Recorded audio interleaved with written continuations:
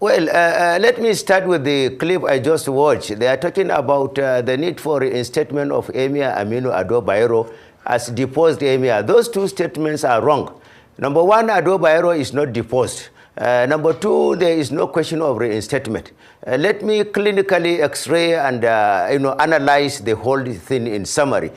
First of all, the State Assembly decided to amend the law that established, to abrogate the law that established the 4 additional emirate councils in Kano State. In that, they have the right to do it under sections 4 and 11 of the Constitution of the Federal Republic of Nigeria. But there is a fundamental breach there, because under section 14, subsection 1, sovereignty belongs to the people. And there is a fundamental thing in legislative practice, what is called public hearing. They deliberately omitted public hearing in that exercise, and as a result of which, some people rushed to the court, demanded that the implementation of the outcome of that exercise should be halted by the court. And that was what led to the issue of the court order restraining the implementation of that particular legislation.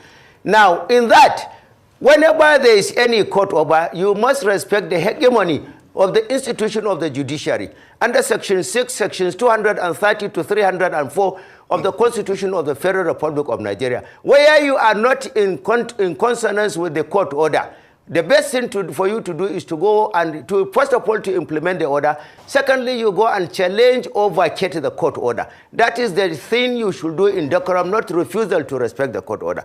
Now, in flagrant refusal to respect the court order, a notice of 48 hours ejection was given to the emirs, that they should leave the palaces within a period of 48 hours, which is a misnomer.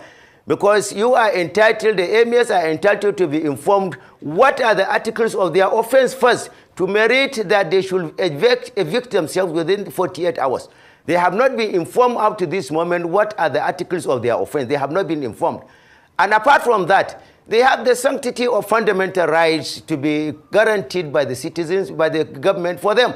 Under section 33, 34, 35, up to sections 44 of the Constitution, they have unavalanche of fundamental rights. Therefore, there is section 34 that talks about the respect to human dignity.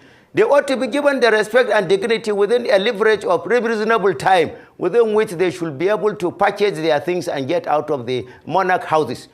But notwithstanding, His Excellency, the governor decided to consult, that was the word used, the kingmakers, instead of allowing the kingmakers to do their exercise by selecting 3 candidates that will be presented before His Excellency, the governor, out of which the governor has the leverage to decide on one he will pick.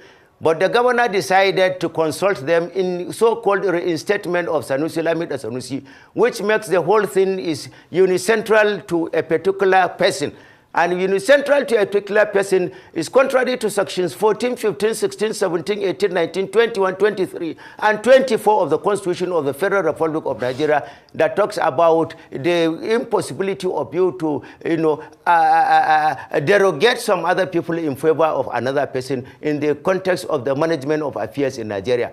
And immediately that one was done, without even giving His Excellency, His Highness Sanusi Lamido, the staff of office, you now direct that he should quickly go and start performing practices as the monarch, and at the same time simultaneously issuing order of arrest to His Highness the Emir of Kano, Aminu Ado Bayero. Now, it is in that context, Aminu Bayero now requested for protection of the fundamental rights, for self-protection, for self-defense, and for giving him the adequacy of security, which under section 14, subsection 2, security is the most primary responsibility of the government. And under section 214 to 218, security is what should be guaranteed to the citizens, and the President and Commander-in-Chief under section 130 of the Constitution, and under section 153, and under section 214 to 218, has the responsibility to restore law and order. Therefore, my take is that if the brouhaha continues like this, then definitely the president will be compelled to invoke state of emergency so as to bring about stability, civility, order, decorum, and sanity in the affairs of Kano as it is going on currently.